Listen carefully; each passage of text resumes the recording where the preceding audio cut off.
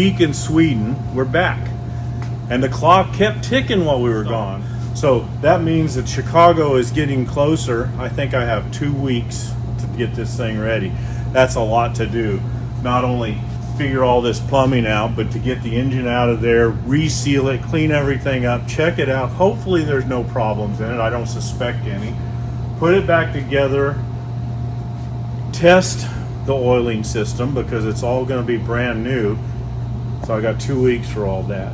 But what I'm doing right now is trying to figure out, there's a lot of plumbing. There's 5 fittings on the bottom of this pump and there's 2 on the top of it, plus all the tank, the oil filter adapter that I'm getting ready to put on. I've got to figure out which hose ends I have, where they go. And I got a few options like this one here. I've got it curving back up. I think that's a 150 degree fitting. I think I've got maybe 180 degree for it because I just didn't know until you actually put them up here and try them. But I've got to get all those fittings figured out. That's what I'm doing right now, so I know where my hose ends are going to go, what direction the hoses are getting routed. And then I've got to drill and weld the bungs in the pan, do a little bit of work on the inside of it. We'll now get a plate with a single line off of it going into this new filter up here. The oil filter moves from there to here, which is kind of nice, honestly. Gets it out of the way down there. But I've got to get those hoses in and away from the headers, and you know, there's just a lot to do. But with the help of our friends at our favorite fitting company, Red Horse, check this out. And this is part of them. I have more. These empty boxes here all represent fittings that are already up there. So we've got all their super killer stuff. This is dash 12. This is a suction hose. So they have it's not a PTFE, which will never suck flat. You know, it can handle vacuum. That hose is made to handle vacuum. When you've got that big pump sucking 4 sections, 4 stages through that hose, ideally if it gets hot it could suck it together, but they've got that handle. They got this spring that goes inside of that hose. They sent us some of that. We got all the fittings and the weld bungs, and everything that's pressure is going to be PTFE. They just didn't have PTFE for the dash 12. I think that's in the works maybe, but that's where we're at with Red Horse. And who's our helper today? Mika works for Red Horse, so she got us a discount. She's got the inside. When we're at one of the races where Red Horse is at and Mika's there, she goes to their booth and works the counter and works from inside the trailer mostly. She likes to lay in their trailer and get out of the sun. She'll tell you she's working, but she sometimes stretches the truth a little bit. So I'm having to modify Peterson's really nice filter. This is the filter that keeps the big debris out of the suction tubes on the pump. So without this, you could get that big of a piece. That's 0.612, I think, that hole there.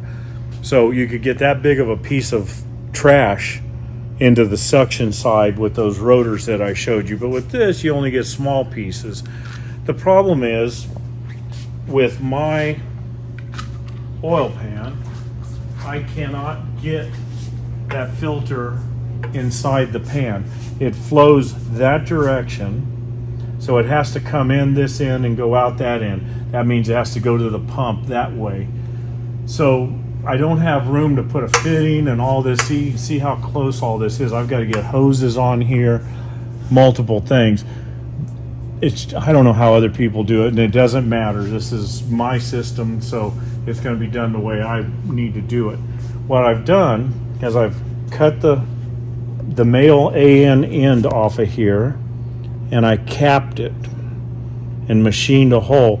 Peterson's told me it needs to be a 7/8 diameter hole here at the bottom of the pan, 3/8 of an inch off of the floor, and the oil has to change directions, meaning that they don't want it to just suck in the end.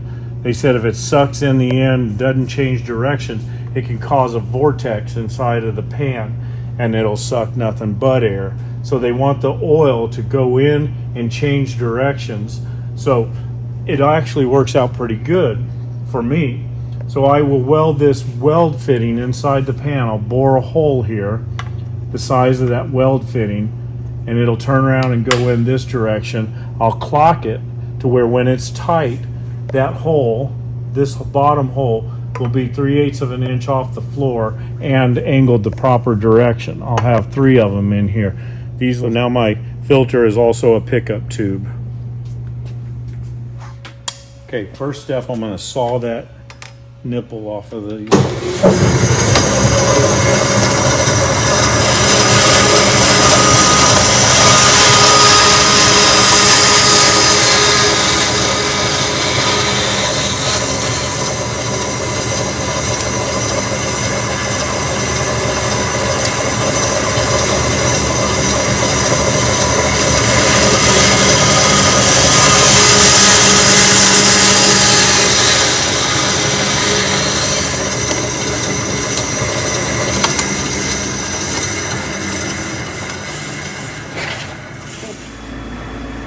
So I use this little piece of 1/2 inch to set the flat spot. Got that just right.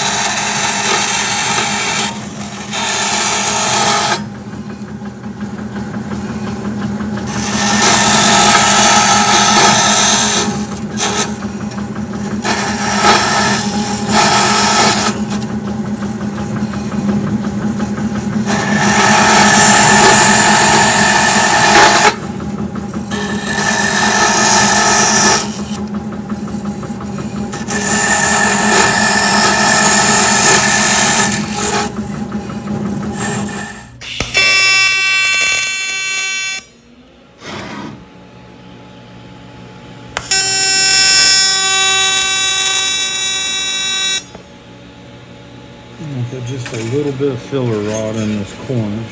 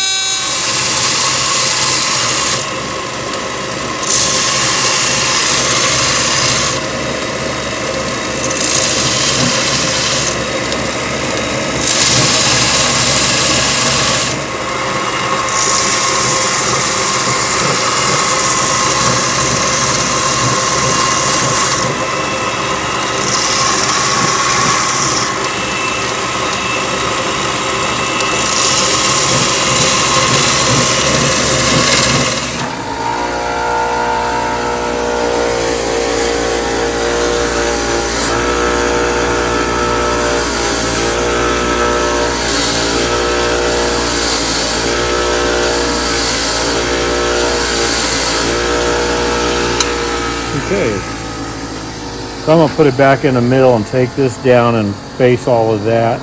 I got one little notch here that I really should weld, but it's not a piano, so I'm not going to worry about it.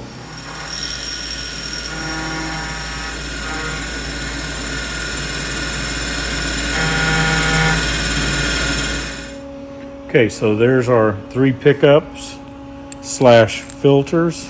That's going to go in there. This will be the part that welds into the pan.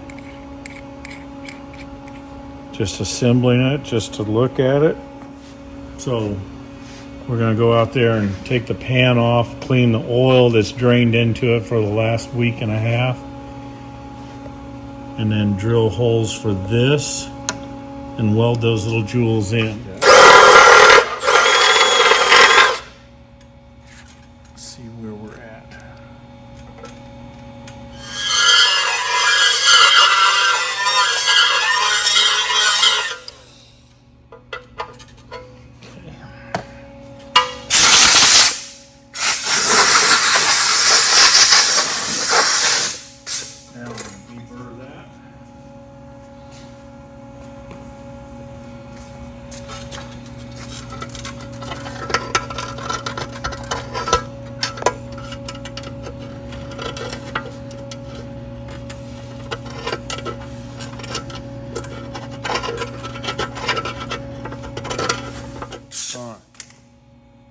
that's going to weld in there like that. That is now my pickup tube. Now the question is, take that out. So if that's welded in there, can I get this off? Yes, I can. No problem. I got to clock all this and I'll weld that in. So there's one pickup, one section, one part of the pump that will be picking up oil out of this trough, and same down here and up here. So when you slam the brakes on and the chute comes out, the oil runs forward. This front one's sucking away. When you're accelerating, the back one's sucking away. When you're just driving, they're all sucking away. But as Peterson explained it, like when you're accelerating, making a pass, the rear one's getting most of the oil. The front and the middle one are basically sucking air. They're not going to be flooded with oil. The back one's going to take care of most of that. So the front ones are sucking air, which is creating a vacuum in the crankcase, which is, or close to a vacuum. It's evacuating pressure out of the crankcase. Then when you slow down and all that oil that's in there runs forward, it drains down. The front one sucks most of it. But these sections only require a mist of oil to keep them going. It's okay for them to suck air. That's a good thing. It evacuates the crankcase. So let's do two more.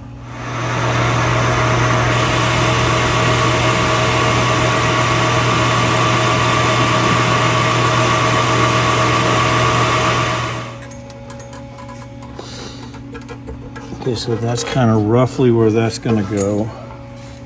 And that gives me a nice area to weld to. And then I'm going to stack another one on top of it. I can actually take that down some, but I think I'll just stack the other one on top of it and put a big fat bead there. So let's go ahead and do all three of them the same.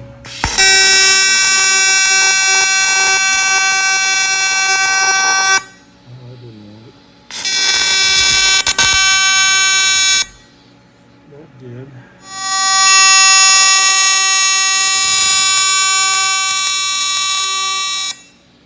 Tack it on this side.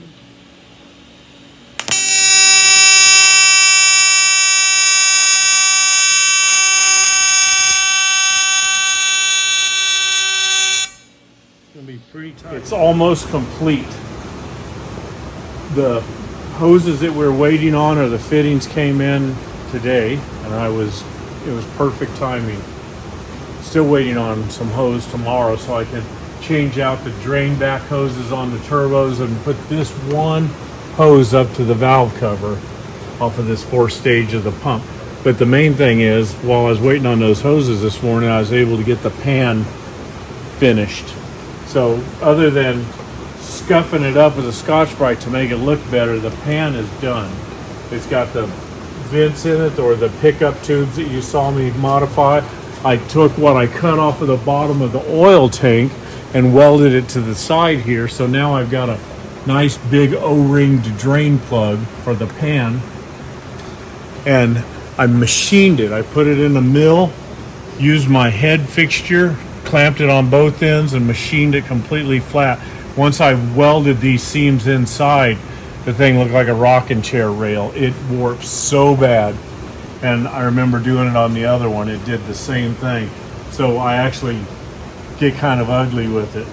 Beat it with a sledgehammer and blocks of wood. And it came out within just a few thousandths, like 30 thousandths. So I put it in the mill, ran my dial indicator over it, and it was so close that I could have probably got by without my point now that I'm going to start taking it apart. Take all the radiator and the fuel tank and the dry sump tank, the hoses, the intake, the headers, the turbos, and I'm going to clean them up as I go, put them aside and get them ready. I want to take the engine out. I'm not sure. It has oil, which I think was crankcase pressure pushing oil out of somewhere, and it has the water leak. It kind of stopped, but I remember the last pass came back.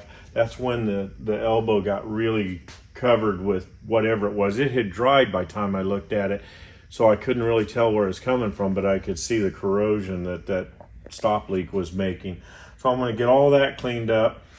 and get the block out and just service it. I just want to clean everything and put it back together because I think it's going to be so much better when it goes back this time that I won't have to do it again. I don't want to just surface clean anything. I'm going to clean the headers, polish the exhaust pipes, take the turbos apart and clean them up and have them ready to go because I think we're eliminating problems with this dry sump. Clean all that up, but that's where I'm at right now. I'm getting ready to start taking it apart and cleaning and inspecting. I don't think there's anything wrong with the engine. I've looked in every spark plug hole with my high-tech bore scope that does this, and everything looks really good in there. I'm not expecting any mechanical issues. I'm just expecting to find somewhere there's a water leak. I don't know if it's the thermostat housing. I'm not sure what it is. Whatever the case is, I may never find it. I'll probably just reseal everything, put it back together. It's back together. I didn't get any video of the process because it was the weekend and Debbie wasn't here and I was kind of hooked up trying to get this thing ready. All I did was pulled the heads, cleaned the sealer off. I always use a little bit of gray silicone around the water ports. I cleaned that sealer off, looked everything over. I couldn't find any reason that it was leaking out of the head gasket over here. I kind of suspect that maybe I used too much sealer. I think I had it a little bit too thick. It has to be very small amount. That's the only thing I can think. And it probably held the head up a little bit, or it was thick enough between the copper and the head or the copper and the block that it allowed some pressure to push the silicone out. Maybe, I don't know. I didn't use a gob, so don't think that it had silicone all in the cooling system. It's just all you need is just a string. If you've ever seen these gaskets from SCE when they've got the silicone on them, it's almost nothing, and it's just hard to squeeze that out of a tube like as thin as you need to. But that's the only thing I can come up with because I saw nothing wrong. I checked the flatness of the head and the block with my straight edge and everything looked good. So I cleaned everything up. The chambers, the ports, everything looked really good. The pistons and the cylinders looked better than they probably ever have after a race on a new motor. So all I did was remove the rust from the block because that sealer, the stop leak that we put in it rusted the cast iron and it discolored every piece of aluminum and anything that was polished, which is a lot. It just spotted it so bad I had to buff. I went home the other night, I was black as my shirt, my face. I showered and I used my washcloth, which I figured out they don't use in Europe, but I was scrubbing to the point that my face was actually sore. I got out of the shower and I looked in the mirror and I still had black all over my face. I had to scrub outside. So that's how black the buffing of all that aluminum made me. My arms were black, my face was black, even inside my ears were black. I just can't stand it. But I had to polish everything again. And when I say polish, it's not just like taking some mothers in a rag, because the stuff had etched in so bad that it destroyed the finish. So I had to recreate the smooth finish with the sisal wheel or sisal wheel, which is pretty aggressive. It kind of takes a layer of aluminum, but I had to get deeper than all the pitting and then polish it with the buffing cloth and then a wheel and then a buffing cloth. So it's been a real job, and all of this was stained. While I was just on the phone with Alex, I was looking at the front of the heads and I went and got a Scotch-Brite. I'm talking on the phone and using WD-40 to scrub the stains off of the heads themselves. So it's still got stains on the raw aluminum, but I can't do much about that, and I'm not going to worry about it. Block that off.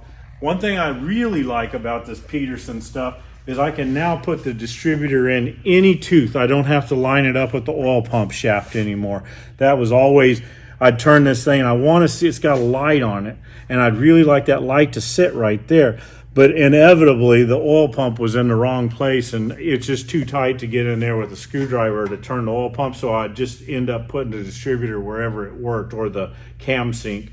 Now I don't have to deal with that anymore. There's no oil pump drive in it, so that distributor can sit in any place I want it to be, and I can aim that light like it just makes it a lot easier.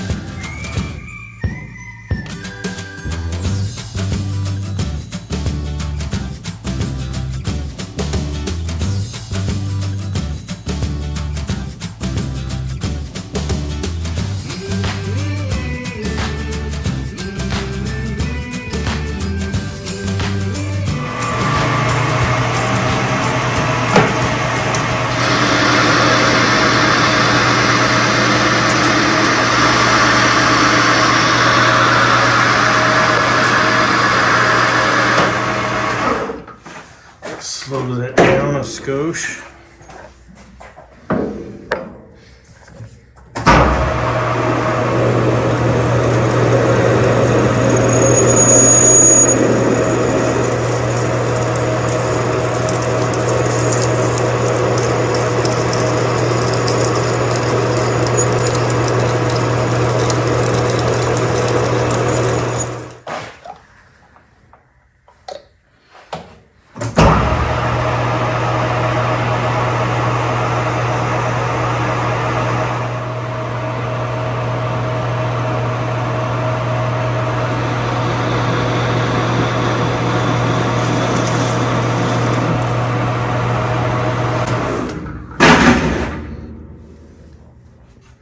The OD of my pulleys is 3.45.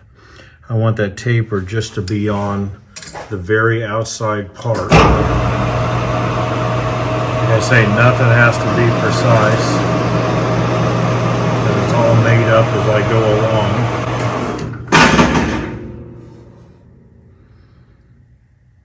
Go a little bit more, just because I can. Didn't have to.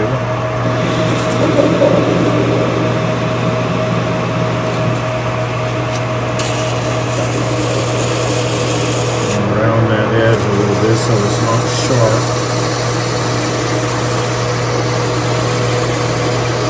I might even take a file with that.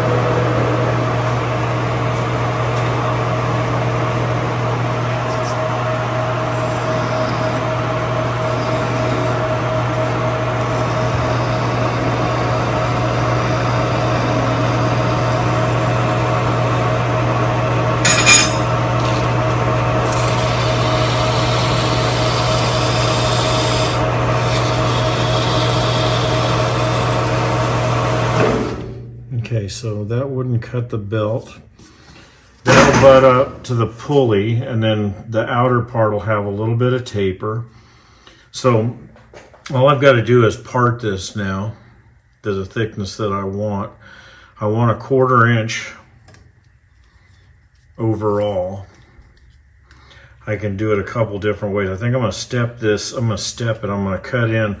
I'm only going to leave a flange, like an 1/8 inch, and then I'm going to step in another 1/8 inch or a little bit more, and I got to make a washer to go on the outside. I could have blind drilled that, but I would have had to use a milling tool.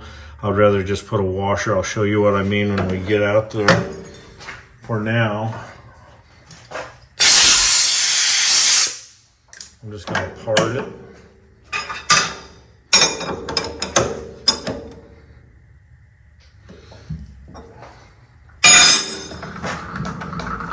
And I'm only going to guess about the thickness I want the flange, about like that.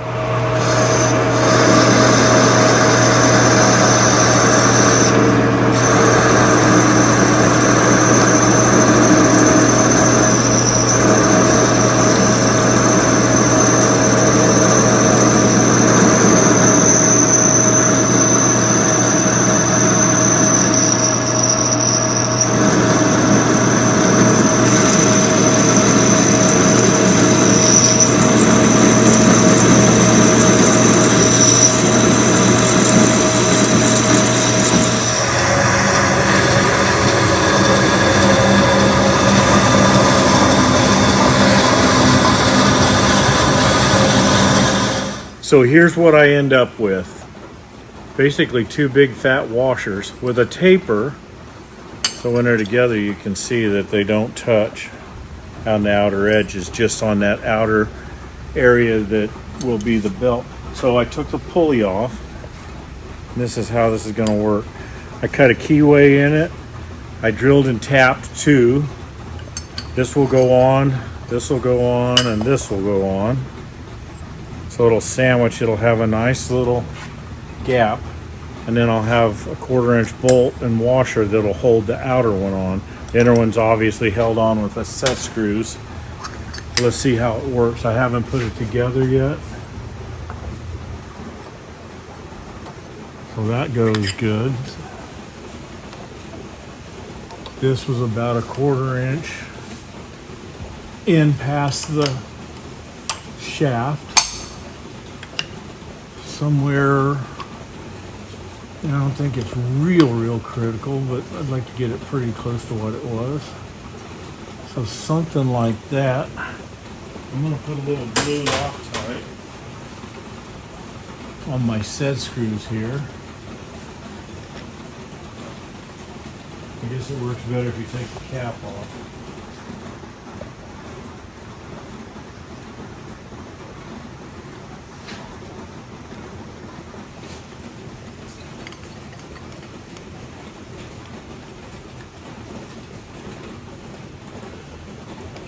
I'm locking that down on the keyway, and on the other side will be on the shaft. I don't really like locking it on the shaft because it'll booger it up, but I don't intend to move it once it's set. And it's the furthest thing in, so I should never have to go in any further, just come out. And I'm not going to tighten them really tight yet. I think I'll put this belt on and look at it. See if I make sure that I'm all aligned.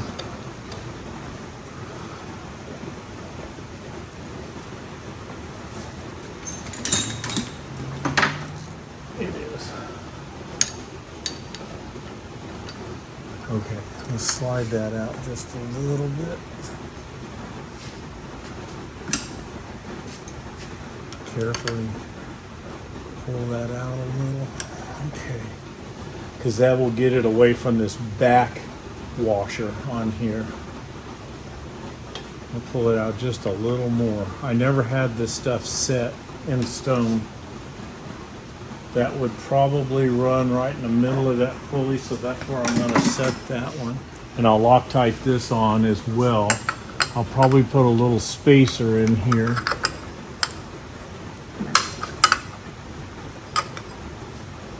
To space that out, so when I tighten this up, it doesn't actually pull that in.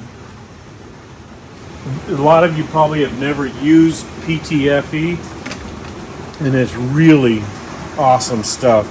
But it's basically a plastic hose inside. You can see through it, see the braided stainless that's you're used to seeing on the outside of a hose. That doesn't probably help. No, it was okay before. So it's got the PTFE inside, which the alcohol or oil will not hurt that stuff. This is rubber hose. It's a rubber hose with a steel braided outer shell. I've had one of these on this car, turbo drain hose, that we had oil all over the motor one time. I couldn't figure out where it's coming from. I put a fitting in here and capped the other end and put air pressure in it, and this hose leaked oil everywhere. It was spraying out of all this braided line. The rubber will last for a while. It gets hard usually. This one's still flexible, but I don't know if that was part of our oil. I just don't know. I'm not going to check it because I've got PTFE. So these fittings are really nice. I love making PTFE hose up. It has a ferrule, like an old copper line does. This one's aluminum. Red Horse uses aluminum. So I'm going to make one here just to show you, because a lot of people probably do it different, and I've done it different. This was always my tool. You got to cut that black off, and I've worried for a long time that I'm going to cut my finger off with that thing. Red Horse sent me a new tool, and I love it. So start with put that on so you don't forget. You don't have to, but it's best you do. I figured this out. If I use their new tool, which is basically a pipe cutter, it just squeezes this hose down, and you spin and you spin and you spin, and it makes a nice little mark in it, but it doesn't cut it. So I use a metric socket that just fits inside of that hose. There's one that fits inside of a 10 and one that fits inside of this 12. Then I put this on. I always set it right here, just a little bit less than ½ inch, about 7/16. Tighten that pipe cutter up and spin it. And when I'm doing this, I feel it actually going into the stainless tube, the stainless braid inside. If you don't use a socket and you just spin it, you're just gonna cut. You're not even gonna cut. You're just gonna score the black plastic. Then I take a utility knife. I slice it right up through here. You can tell when you get to the braid. And I take the knife and pry that open. I use some of these side cutters and cut that off. That's really hard without that handy dandy little Red Horse tool, but that cuts it off clean. You can see where that's been molded into that braided line. So the next step, I take a small screwdriver, and this one came out pretty good. I could do it without it, but I'm going to show you what I normally do. I just run that around and pry that braided line back just a little bit. Take your ferrule, stick it on like that. It's really easy. I just go to something flat, solid, push it down. Now you can see that PTFE liner in there is right up against the aluminum. That puts the braided right up to the taper on the ferrule. Now it's a simple, I'm going to take that tape off because I don't want to accidentally see it.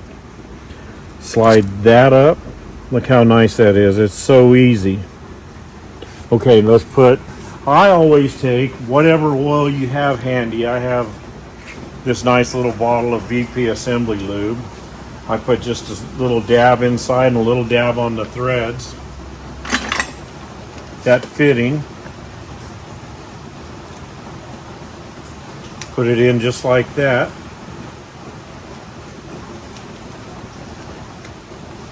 I've got a nice vise from Red Horse to put in the vise jaws to put in the vise. I'm just going to go back here.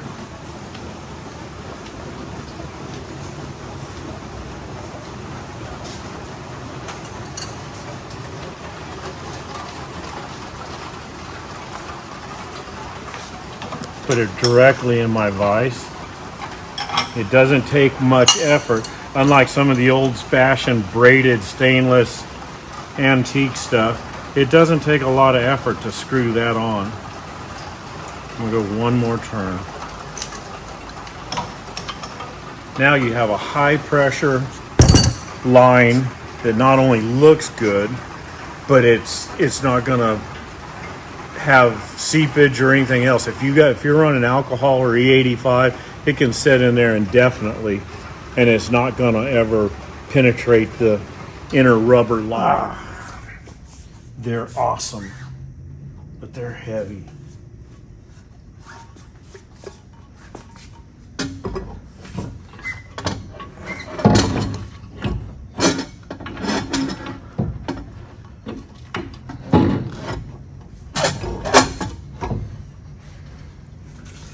Okay, I just got that sitting there.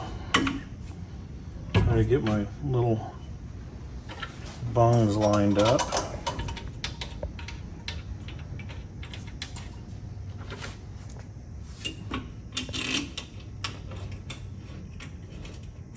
Oh, sweet. That just falls in like butter. And look at that, that sits. I gotta show you. Look how good that sits on there. That's tight all the way around. So I am gonna take this clamp off, turn it around.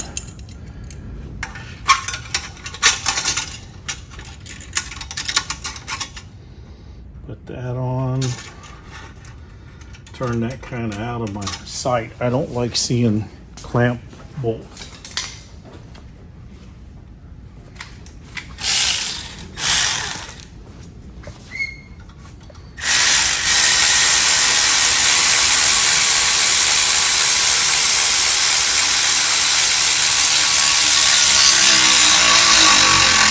Make sure which way I want to turn this out of my sight. I think I'm going to put it on like that.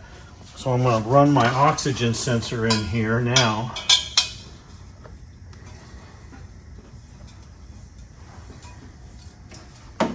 that in like that. Put this in like this.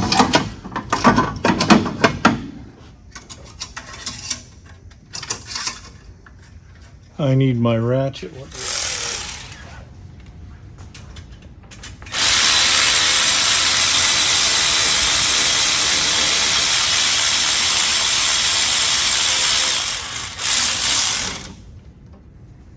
Just going to leave that kind of in that position for right now. These have changed so much over the years, how they fit. Now I'm going to do a wastegate. These Turbo Smart wastegates are flawless.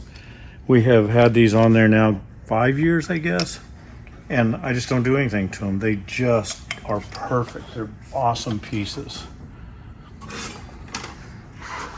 I love them.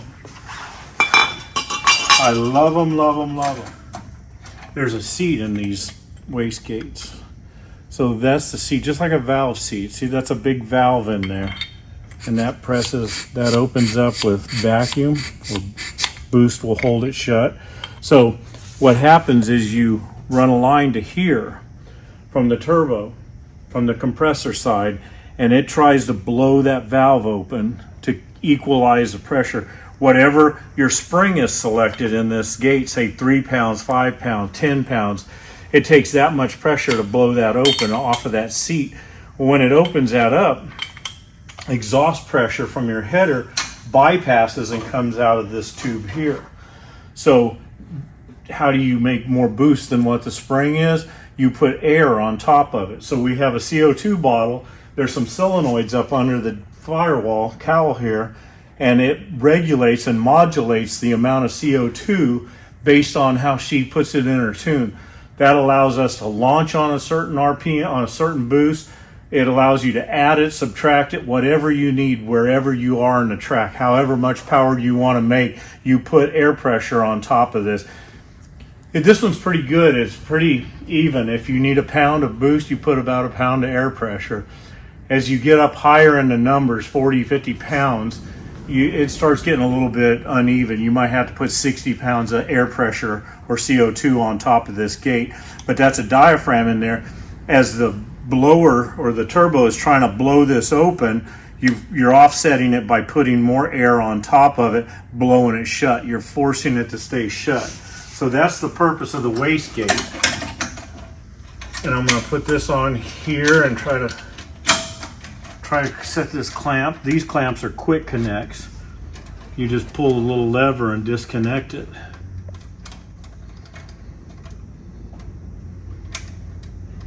But it's a little bit of a pain to put back together. Okay, so I'm going to leave that like that. I'm going to turn that clamp pretty much out of sight.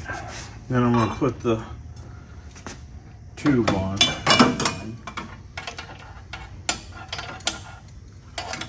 Let's see, I'm going to put that clamp like that.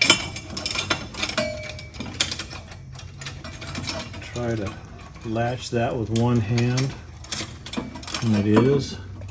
Run that nut up on that clamp.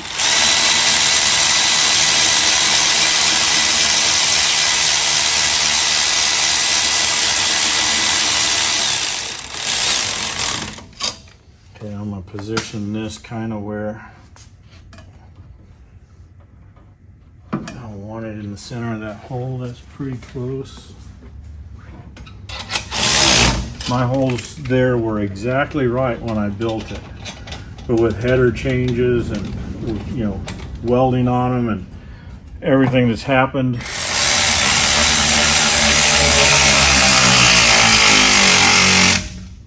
they do change, and I don't worry about it. I got more important things to worry about. Okay, there's something there. I think I may have the wrong clamp on that, but you get the point. So I've got to figure out the clamps. I may have them switched. I may have one on that side. I thought one was bigger than the other, but we're going to stop at that, and I'll finish putting this cold side on, put the plugs in this side, and just finish the little stuff. Tomorrow we'll put the radiator and the fuel tank and the oil tank in and start this puppy. Okay, so turbo's on, both sides are on. I think I've got everything finished tight and then ready to go. I'm going to come back and safety wire my bolts here because they do work loose if they're not safety wired. I drilled them a long time ago and I wrap safety wire around them. I also like to wrap safety wire on the clamps on the hot side anyway, just because if a clamp breaks, and we have had one break, it'll drop a pipe on the ground. You can drive over the top of it. So I want to put this radiator, and this is a big heavy piece. When we talk about our car, not only is it a aerodynamic disaster as far as a race car goes, it's also heavy compared to most 6-second race cars. And you wonder why. Well, we're carrying 2 complete fuel systems, alternators, this giant cooling system. Everything adds up. And it's a heavy old girl, but it makes a lot of steam. So here's what I'm going to do. I got a plan. I took the tank apart. The way I've got it mounted, it can stay mounted on here even when the fuel tank's in, and I can take this part out. That's why I notched the tank around. So when you take this off, well, look right here down inside first. When I put this larger cap on here, this center piece, this percolator part, can pretty much just float around and it comes out of its socket. It doesn't need to be that way. It needs to be located. So when I take this off, here's the percolator part that I'm talking about. This piece is just sitting on there. It's got a snap ring and a screen in there. Then this percolator comes out. So these 4 slots here correspond exactly wrong for where about the only place I can put my heater. So what I'm going to do is when I put the heater in the only available opening that I have, it hits dead lines up perfect with this. It couldn't line up with that or that. It has to line up with that. And I can't turn this because it has a tube that this sets down in. So I'm going to go ahead and drill and put the bung and put the heater in, but I'll have to drill a hole in here that corresponds so the heater can screw into the center. It'll go all the way in. Let's see just how far it goes in. Yeah, it'll protrude into the center of, see a hair floating. It'll protrude into here. So I'm going to go ahead and do that now, but this piece, what I'm going to do, I'm going to weld 3 tabs up just so it will support. You can see down through the top here. It sits about like that right there, just 3/8 or about 1/4 inch actually away from the threads. And it can almost come up through the cap. It's almost big enough. So I'm going to weld 3/4 inch spacers where it'll just keep it. It'll always be a little bit loose, and that's the way it was from Peterson. But I've made that bigger hole, and it's made it just a little bit worse. So let's go back there first, and I'm just going to pick some little sheet metal, sheet aluminum, and weld 3 tabs on there. Let's get that part done first.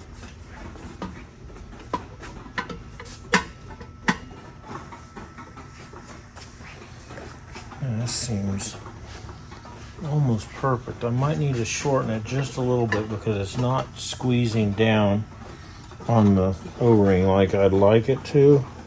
I think my 1/4 inch is just a 15 thousandths too tall. So that'll work, and it's going to work good, but I'm going to sand each one of them down just a little bit. I'm going to try putting this at an angle.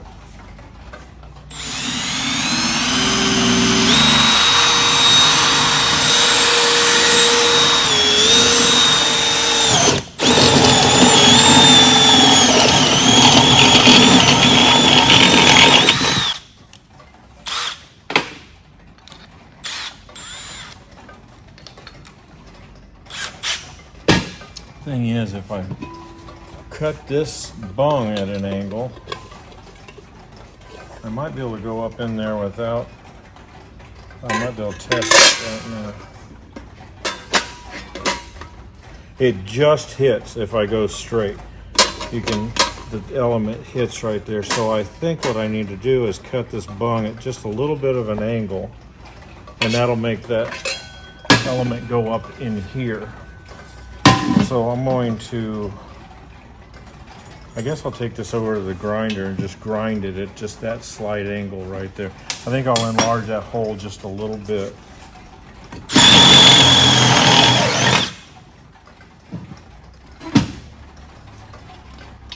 Just so that doesn't, the threads don't run into it.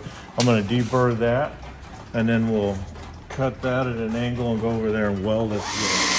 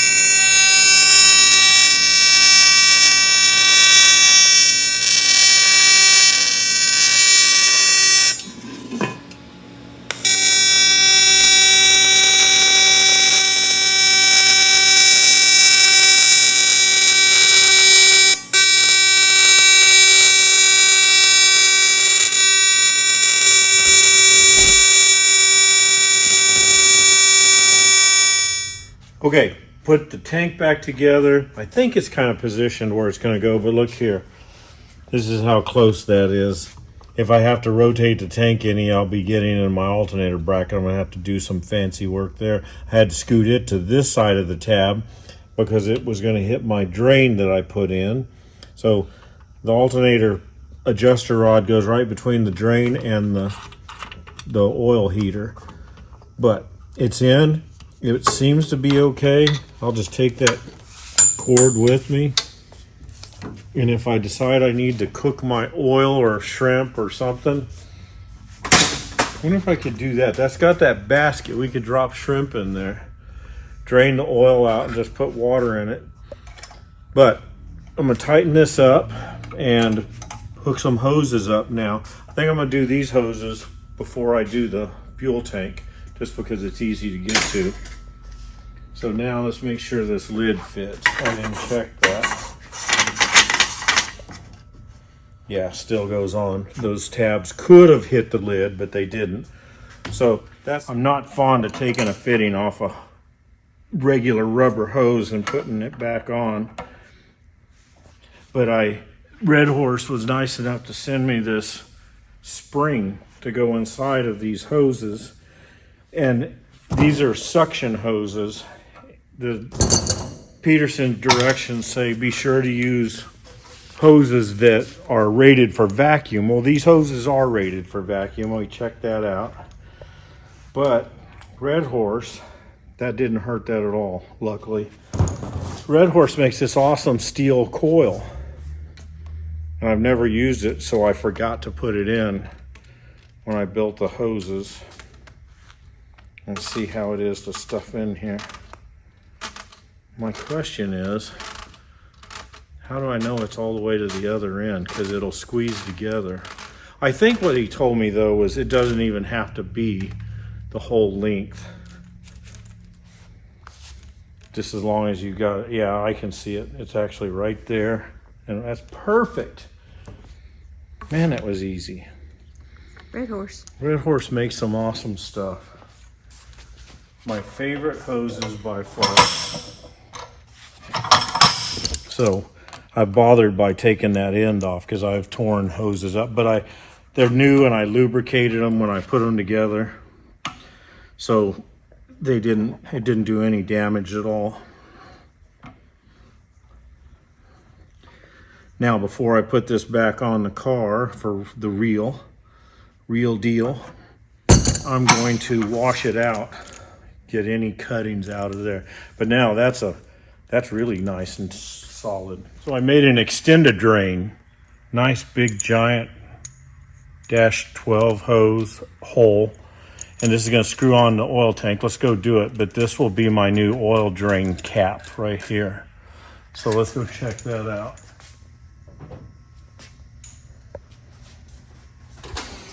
Okay, so that was an old fitting, an old hose fitting, just a regular black AN hose end. And that drain right there is just obviously in the way or in a tight position. So I'm going to extend it down. The nice thing about this, if I can get in there to do it, is it will be easy to change the oil on this thing. This will drain down into a pan, and the oil filter is on the other side in the same position. I'm going to tighten that up really tight because I got to take this cap on and off, but that's now the oil drain. All right, kind of the moment of truth. I'm not ready to start it, but I am ready to pour some oil in it and put the primer pump on it, the drill, and pump it and see if everything holds pressure and what it does. I hope it works, because otherwise it's going to be a mess. I'm going to put 5 quarts of special Alex Taylor blend racing Pennzoil in here. That's all I'm going to put to start with. Make sure that's 5 quarts, because this thing holds 3 gallons.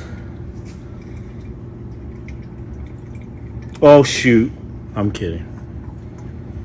Not funny. I could very well leave a hose off. It would be no big deal.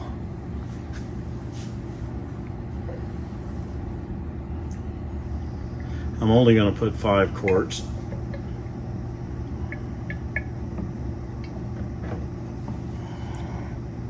Okay, we just did the first oil. Put this on for now. Right now I don't see any leaks. I'm going to turn the master on so the dash runs. And I'm going to put the drill.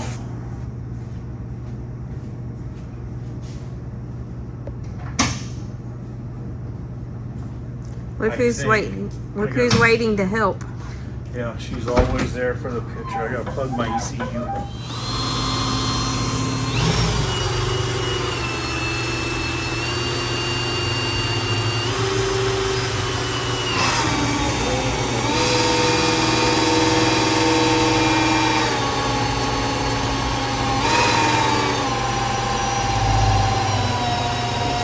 Yeah, we went up to 60.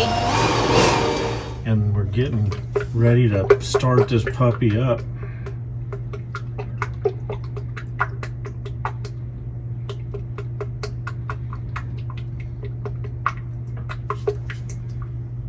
That should be good. Here we are. I think we're ready to see if it'll fire up. I believe the distributor's set properly, valves are lashed, we have fuel, it's on a race tune, so the mechanical pump is running, street pump is off. We got oil, we got transmission fluid, we got water.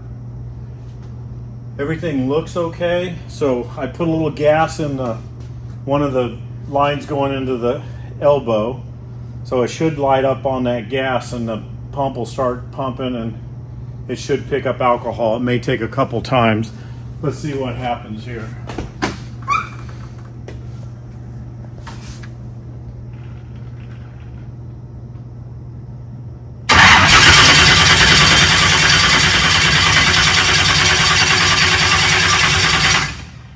Well, that didn't pick up anything. That almost sounds like no ignition. I hope that's not true. Why would it not have? Am I forgetting something? I'm going to primer it one more time. It built 18 pounds of oil pressure though, cranking.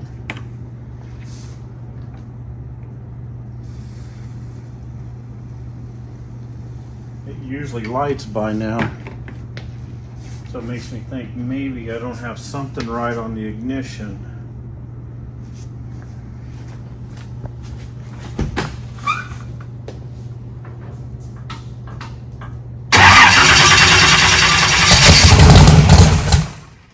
Okay, that's better.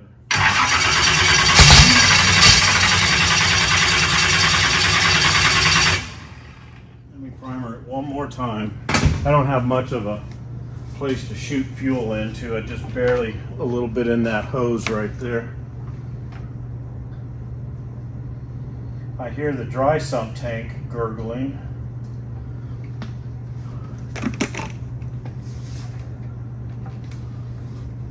So that's the first time that it's had oil in the dry sump pump.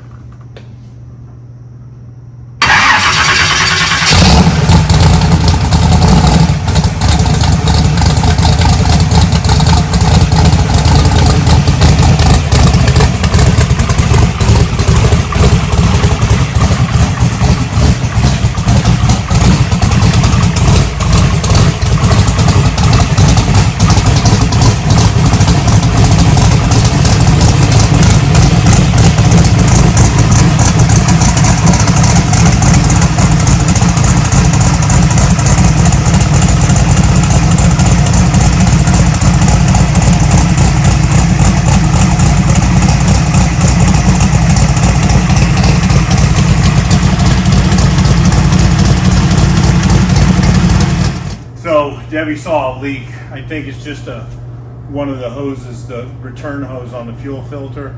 The O-rings will dry up when they're off of the car for a while, and then they'll leak for a little bit, and then they'll swell back up. So I shut it off for that. It had, I think, about 50 pounds of oil pressure when it was idling real slow there. I'm going to start it up one more time and see, make sure.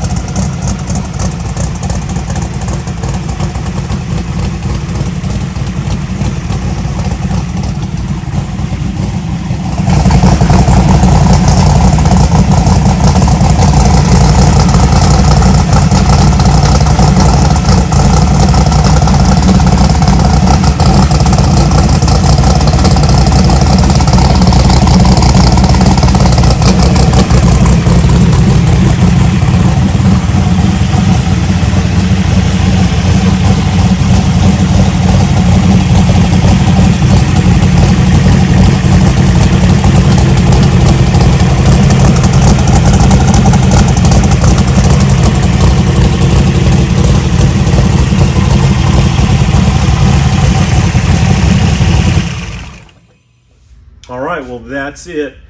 I was on the phone with our guy at Peterson's, Wade. If you need anything from Peterson's, man, Wade is just the nicest guy in the world, and he knows his stuff like the back of his hand. I sent him videos, and he said, man, all looks good. I'm pleased with the way it looks. I can fill it right here. I can check it right here.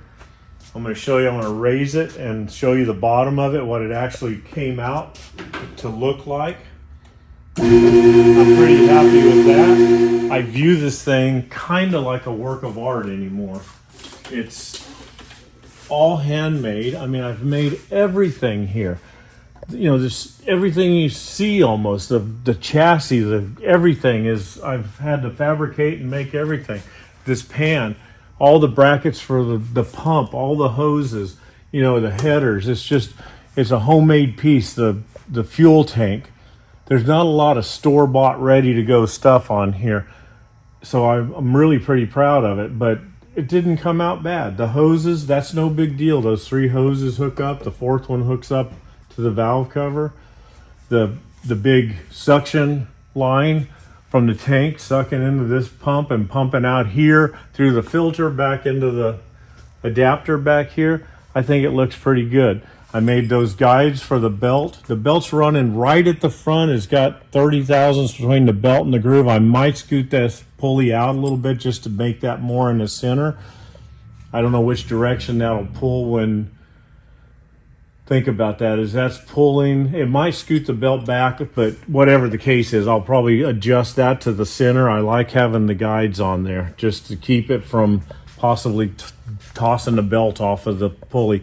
I've got to hook up my wires for my fans, but that's it. I mean, we started it, ran it. There's no oil leaks, there's no water leaks. The fuel leaks have stopped now. They always do that.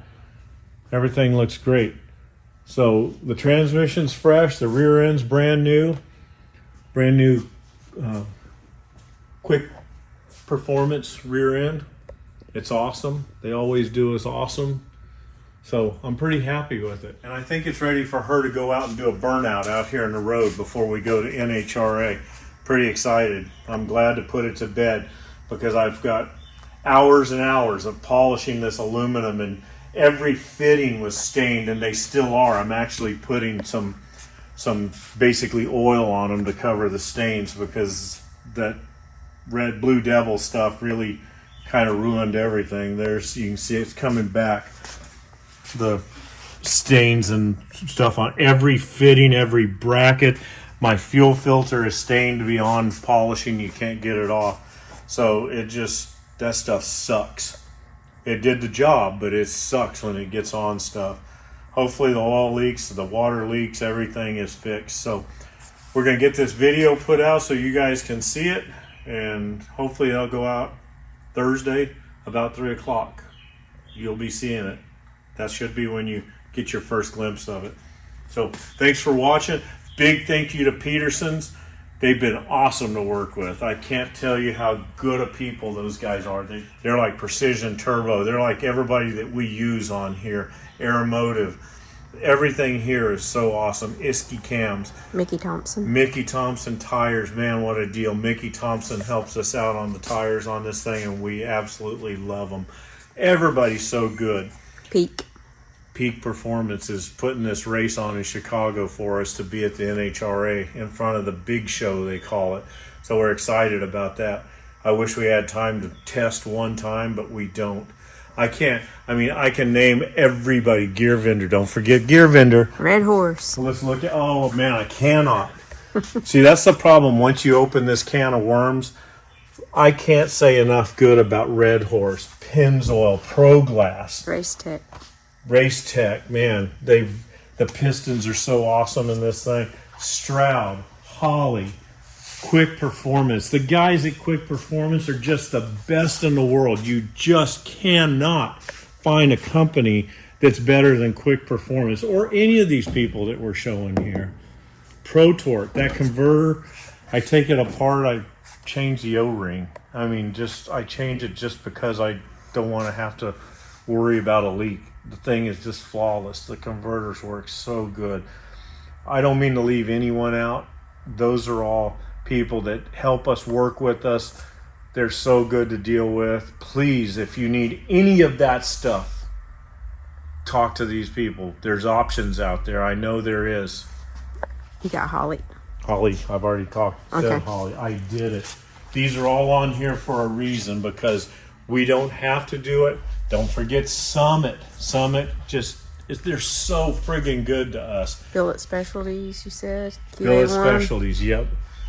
Yep, I did. I think I missed Billet Specialties. See, there's the problem. When I open that can of worms, there's so many good companies, and I don't mean to miss any of them, but sometimes that happens. But all those companies have been so good to us, and they're all good to work with, or I promise you they wouldn't be on this car. We would deal with somebody else. If these companies had a bad attitude, we're gone. We're going somewhere else. If I recommend Race Tech Piston because they deal with us, the guys at Race Tech have worked with us. I mean, I've been Total Seal, man. Kevin at Total Seal is just the bomb. I love Total Seal rings. I don't care if they gave us truckloads of the other rings. I would still buy Total Seal rings. So anyway, enough of that. Thank you to all of them. Thank you guys for watching. I'm excited to get this thing to Chicago, and I'm almost there. So we'll see you next time.